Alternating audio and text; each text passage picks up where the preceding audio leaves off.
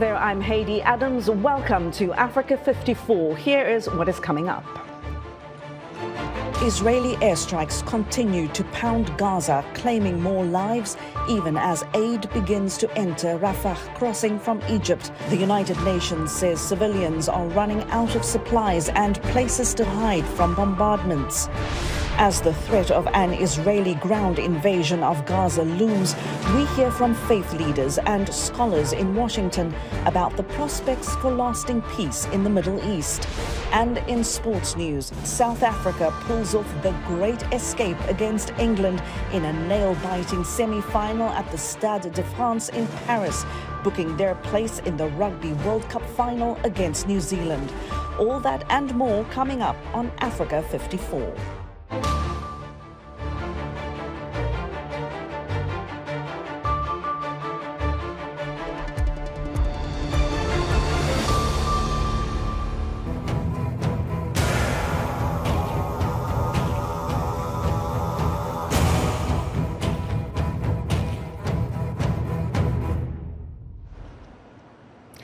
Israel's aerial barrage across Gaza continued on Monday, including in areas where civilians have been told to seek refuge. A U.S. official says Washington has advised Israel to delay a possible ground invasion and allow more time to try and secure the release of hostages held by Hamas. The official, who requested anonymity, says it remains unclear if the request will sway the Israelis. Meanwhile, Israel has allowed 2 small aid convoys into Gaza, but no fuel is being allowed to enter the beleaguered enclave, which has been under a power blackout for almost 2 weeks. Now, heavy airstrikes by Israeli warplanes across Gaza have demolished buildings amid fears of a widening war. The Israeli military has struck targets in the occupied West Bank, Syria and Lebanon in recent days. Israel has also frequently traded fire with Lebanon's Hezbollah militant group, which is armed with tens of thousands of rockets. An airstrike hit a residential building some 200 meters from the United Nations headquarters in Rafah on Monday, killing and wounding several people. That's according to an Associated Press reporter at the scene. The strike has underscored the hazards of humanitarian missions. Well, as humanitarian aid continues to trickle into Gaza through Egypt, Israel has stepped up its airstrikes on the Palestinian enclave. VOA's Paul Ndiho takes a closer look. Israel on Monday says it has launched more than 300 strikes on the Gaza Strip over the last 24 hours. The Hamas-run Ministry of Health says that at least 5,000 Palestinians have been killed and over 15,000 wounded. In the occupied West Bank, nearly 100 Palestinians have been killed and over 1,600 wounded in violence and Israeli raids since October 7th. More than 1,400 people in Israel have been killed, mostly civilians who died in the initial Hamas rampage into southern Israel. Additionally, 222 people, including foreigners, are believed to have been captured by Hamas during the incursion and taken into Gaza. According to Israel's military, 2 of those have now been released. About a dozen trucks are carrying desperately needed aid. The third convoy in 3 days arrived inside Gaza from Egypt on Monday through its Rafah, Gaza's only crossing not controlled by Israel.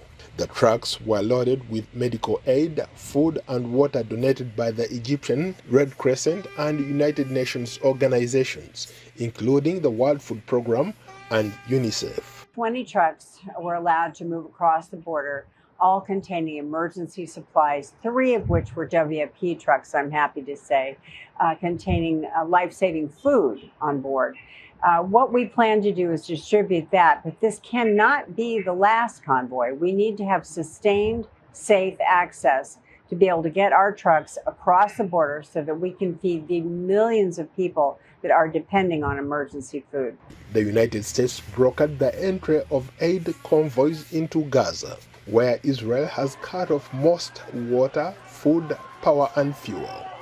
Israel had sealed the territory for 2 weeks. Hospitals say they are running low on medicine and fuel for emergency generators amid the conflict. Paul Ndiho, VOA News, Washington. Well, now for more on what's happening on the ground in this conflict, we go now to VOA correspondent Jan Boschart, who is standing by in East Jerusalem for us. Jan, you've just returned from the West Bank, which is, of course, the other Palestinian enclave in the region. We've learned that an airstrike hit that mosque in the Jenin refugee camp over the weekend. What has the reaction been from both authorities there and ordinary people living in those parts? Well, there's a lot of tension there, and a lot of people there are calling for action. There's a lot of criticism against the Israeli attacks in Gaza, but also a lot of criticism against the Palestinian Authority. Many people there, many that I talked today, say the strategy of the Palestinian Authority to try to convince the international community to step in and find a solution for the Palestinian situation here, it's not working. And a lot of them are supporting war, supporting violence. They say this is the only solution now to find a way for the Palestinians to live here, unfortunately. Jan, we've seen protests in the West Bank in recent days, of course, against protesting Israel's war on Hamas. To what extent have the tensions from that war spilled over into the West Bank? I mean, are there fears amongst ordinary Palestinians that in one way or another they're going to be dragged into this war? A lot. A lot of people that I talked to today, yesterday, this weekend, they are really worried that this war will come in full scale to the West Bank. Many say it's impossible that the West Bank will stay away from this war. The biggest fear now is what will be the reaction there once Israel invades Gaza. Nobody knows. They say it's unpredictable what's going to happen there. But the feeling of the ordinary people is that something bad is about to happen. Well, Jan, we can only hope that you stay safe there. Look after yourself. Thank you so much for your good reporting. That's VOA correspondent Jan Boschart reporting for us live from East Jerusalem. Well, as the Israel-Hamas war intensifies, the U.S. is underscoring that its military presence in the Middle East is being boosted, as of now, only as a deterrent measure. But the U.S. warns that it will swiftly respond to any imminent threats. VOA's Veronica Balderas Iglesias reports. As Israeli forces prepare for the next stages of their war against the militant Palestinian group Hamas, concerns of it becoming a wider conflict haven't subsided. In that context, the United States announced additional deployments of air defense systems to the region. Defense Secretary Lloyd Austin explained the move on ABC's This Week show. Recently, we've seen rocket and UAV attacks against bases housing our troops in Iraq and Syria. We maintain the right to defend ourselves, and we won't hesitate to take the appropriate action. Secretary of State Antony Blinken, who recently toured the region, emphasized that the boost in U.S. military presence is a deterrent measure. He was interviewed on NBC's Meet the Press. We don't want to see a second or third front develop. We don't want to see our forces or our personnel come under fire. But if that happens, we're ready for it. On the humanitarian front, Turkey became one of the latest countries to send aid for Palestinian civilians. But the flow of convoys carrying supplies across Egypt's Rafah crossing into Gaza has been too slow, said Cindy McCain, the executive director of the UN World Food Programme, in an interview with ABC. We were able to feed about 200,000 people last night during dinner. But that's not enough. That's a drop. People are starving, but also this is a national security issue for everyone in this region. With the stakes so high in the Middle East, it's imperative that the Republican majority in the U.S. House of Representatives elect a speaker, said the chair of the Foreign Affairs Committee, Republican Michael McCaul. He spoke on ABC about the deadlock to fill the seat that has remained vacant since Kevin McCarthy was ousted at the beginning of October. The world's on fire, and this is so dangerous what we're doing. And most importantly, it's embarrassing because it empowers and emboldens our adversaries. Despite the urgency, McCaul acknowledged that he doesn't know if a speaker will be elected this coming week or how the process will play out. Veronica Valderas Iglesias, VOA News, Washington.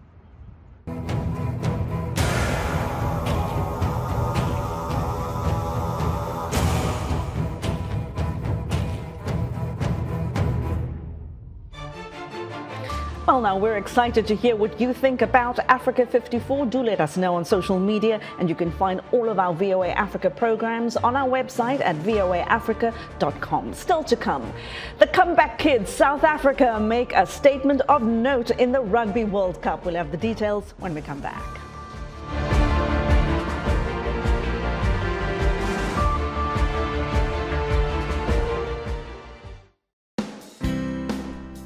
Health, wellness, sport, beauty, medical breakthroughs.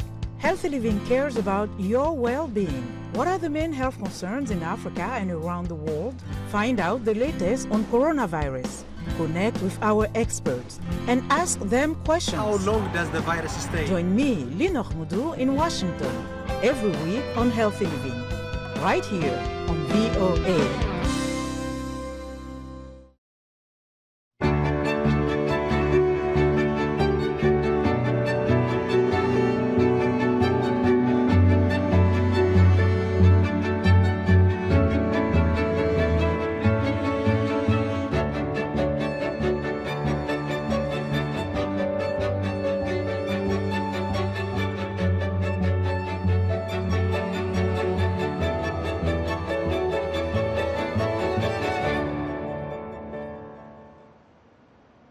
Well, now in other news from across the African continent, Nigeria is fiercely battling to contain a diphtheria outbreak which has killed around 800 people and infected at least 14,000. The disease has spread to nearly half of the country's 36 states, with Kano State accounting for the bulk of cases and deaths. That's according to Nigerian officials. Nigeria's Center for Disease Control first declared an outbreak of diphtheria back in January.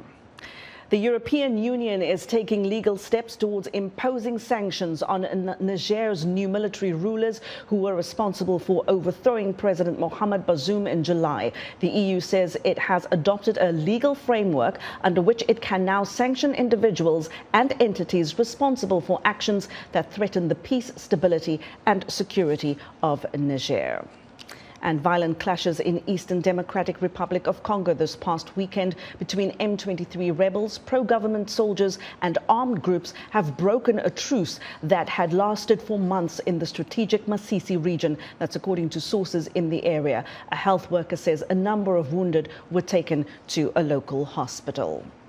And now for the latest sports news from Sub-Saharan Africa, including South Africa's World Cup rugby victory over England. Here is David Doyle. Here's Africa's latest sports news in 60 seconds. South Africa booked their ticket to the Rugby World Cup final on Saturday by the slimmest of margins. Replacement fly half Andre Pollard kicking a last-gasp penalty to snatch victory by 16 points to 15. The reigning champions will now play the All Blacks in the final. And it seems South Africa wasn't content with beating England at just one World Cup this weekend. In cricket, Heinrich Klaasen scored a 61-ball century as part of a massive 229-run victory in Mumbai. And finally, the new African Football League kicked off to a 60,000-strong crowd in Dar es Salaam on Friday. The 8-team knockout tournament has $4 million for the winner and will last 17 days. The opening match saw home side Simba drawing with Egypt's Al Ahly. Well, South Africa's Springboks are now looking towards Saturday's match against New Zealand. The winners of that match will become the first nation to win 4 Rugby World Cup titles. For South Africa's Springbok rugby fans, it's been a weekend of jubilation and celebration. Tusa Kamalo has more for us from Johannesburg. South Africa is still in a celebratory mood following the win against England on Saturday. People on the streets here in Soweto say the celebrations will continue until the final match Saturday. When they scored the final score, everyone jumped. There was this noise. I was at work. People started buying alcohol, celebrating Springboks, and they were so happy. We were so proud of our team. That day was amazing, guys. Well, everyone was like, and it was my first day. It was my first day to watch that game. I didn't know about, but I feel like I'm on heaven. Like they made it closer than it was supposed to be. South Africa should have won that game comfortably, to be honest, because there was a lack of discipline in the first half and they gave England 20 points. But relief, and renewed belief. We had the most amazing cocktails, which was Dark and Stormy, Jaeger Mule, Paloma, Red Bull and Tequila Slash. We had fun. People were just buying more and more and more. At the end of the match, my dad was watching and he was like, wow. Oh wow, Whether these celebrations will last long or be cut short, only time will tell. South Africa will be meeting the All Blacks of New Zealand, a team that has also won the World Cup 3 times as South Africa has done. Tuso Kumalo for VOA News, Johannesburg.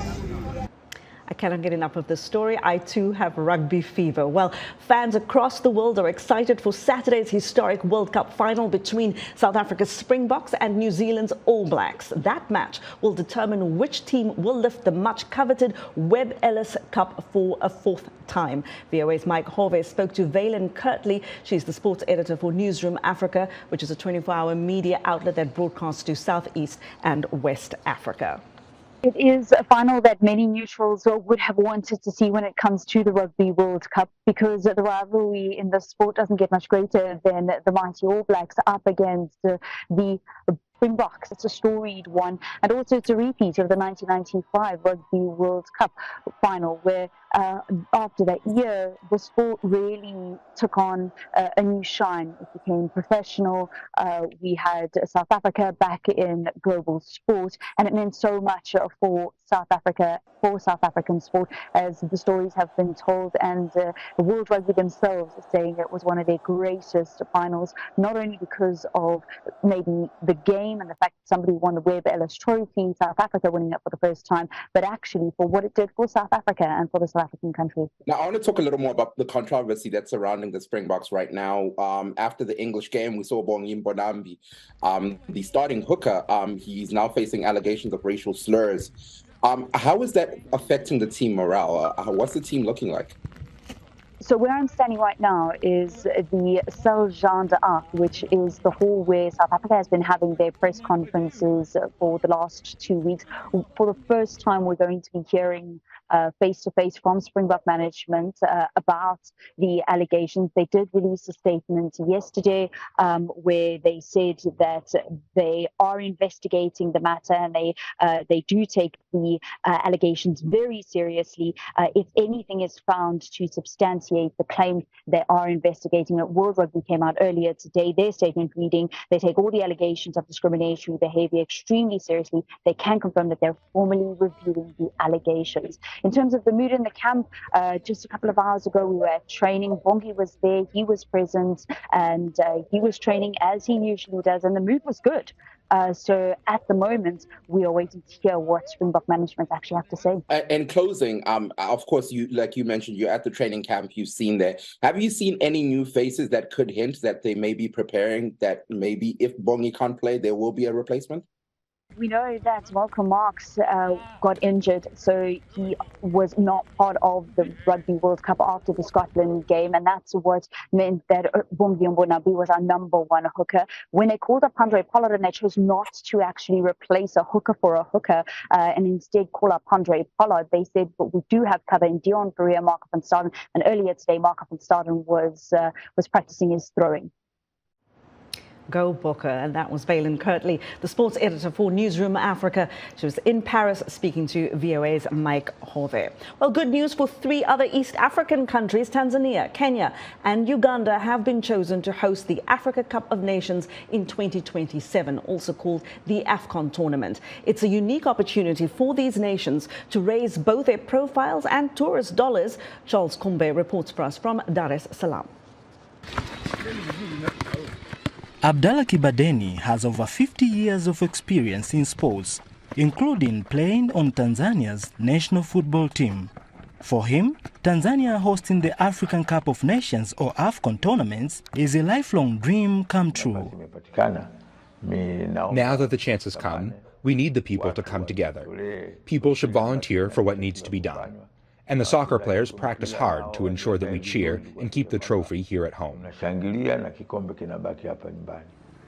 Tanzania has 2 stadiums set aside for the tournament and wants to build a new stadium in Arusha to host the games. Sports officials say the other 2 Afcon host nations, Kenya and Uganda, also have plans underway. In each of these 3 nations, there are new stadiums to be constructed, and some of the old stadiums will need renovations to meet the standards necessary for hosting these competitions. But sports analyst Neema Mawenge say Tanzania has a lot of work ahead. If you look at it, our infrastructure is still not in good shape. The stadiums are there, but they will need some renovations. It's important that our government, along with those in authority in the sports sector, put in greater efforts. Officials say the countries should prepare now to get their stadiums and infrastructure ready for the 2027 Games. The Afcon tournament is held every 2 years. It is being held in the Ivory Coast in early 2024 and Morocco in 2025. Charles Kombe, VOA News in Dar es Salaam, Tanzania.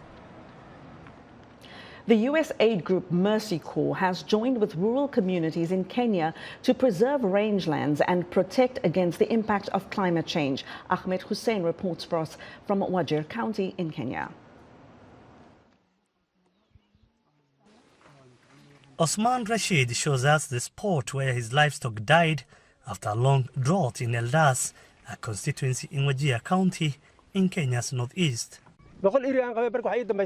I had 100 goats, but now I have only 10. The long drought has wiped out all our livestock. The Kenyan government says the country's arid regions are home to over 70% of the nation's livestock, a sector that provides about 80% of household incomes in nomadic communities. But due to a long drought, these communities have lost over 5 million livestock.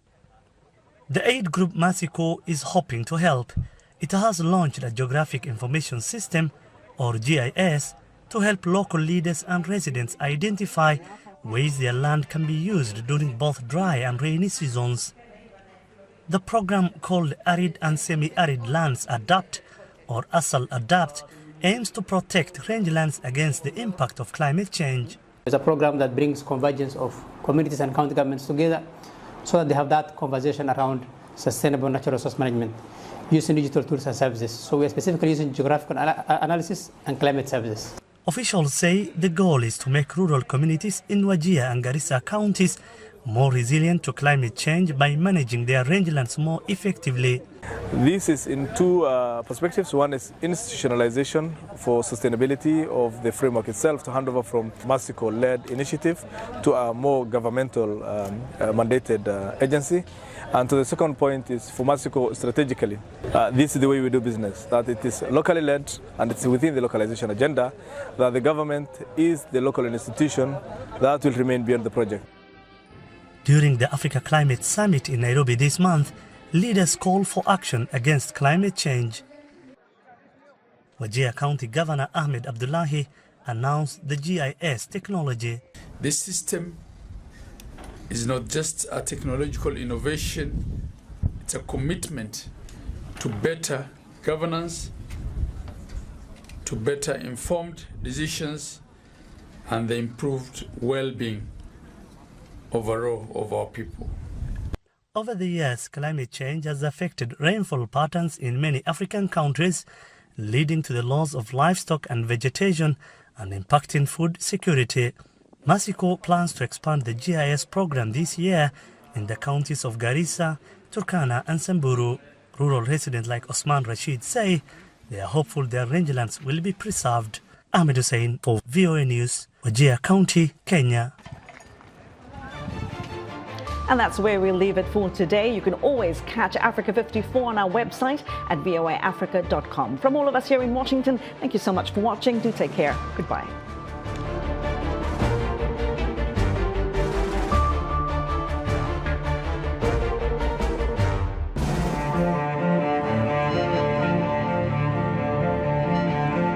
The United States is and will remain a champion of arms control, disarmament, and nonproliferation efforts.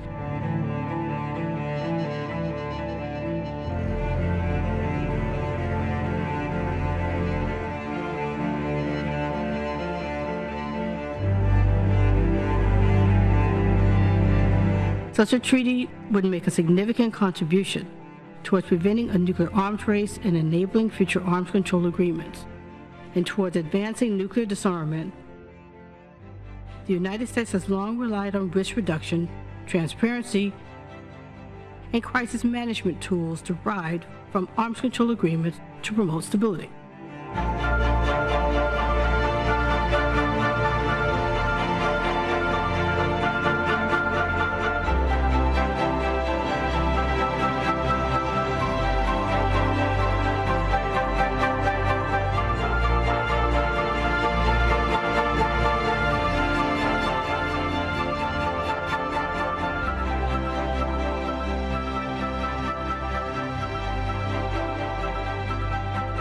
Iran continues to expand its nuclear activities while hampering IAEA verification and monitoring activities. North Korea's nuclear and missile testing advances similarly pose a growing threat to international peace and security. If we do not act now, the road ahead will only become more treacherous.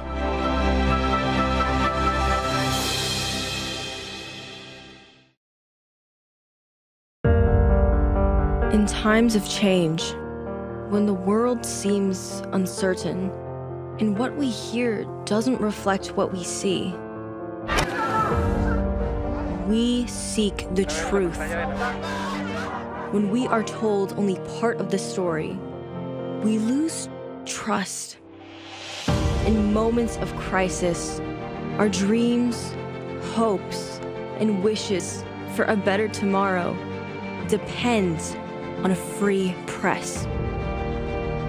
At Voice of America, we bring you the stories that people take risks to see. We connect the world and unite it with truth. At Voice of America, we show you the whole picture.